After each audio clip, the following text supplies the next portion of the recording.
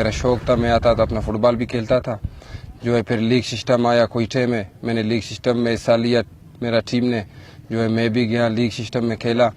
वहाँ से अल्हम्दुलिल्लाह हम लोग चैम्पियनशिप जीत कर चैम्पियन हो गए। फिर गया कराची के लिए चैम्पियनशिप खेलने, वहाँ पर अच्छा कारकर्दगी दिखाकर हम लोग सेमीफाइनल हार दिए। उधर लाहौर का टीम चैम्पियन हो गया, वहाँ से मेरा सिलेक्शन हो गया।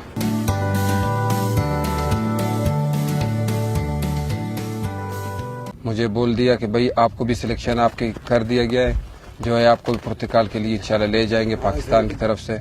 और जो है मेरा कोशिश ये है इंशाल्लाह, और मैं पाकिस्तान और बलूचिस्तान का नाम रोशन कर दूं।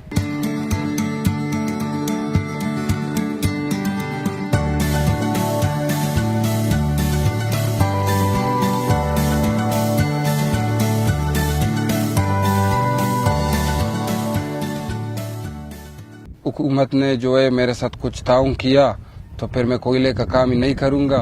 जो है अगर नहीं किया मेरे साथ कुछ ताउन नहीं, मैं ज़ाहिर है मेरा मजबूरी है, मैं अपना कोयले का काम में काम करूँगा इंशाल्लाह। मैं अपना घर चलाऊँगा, साथ साथ अपना फुटबॉल भी खेलूँगा।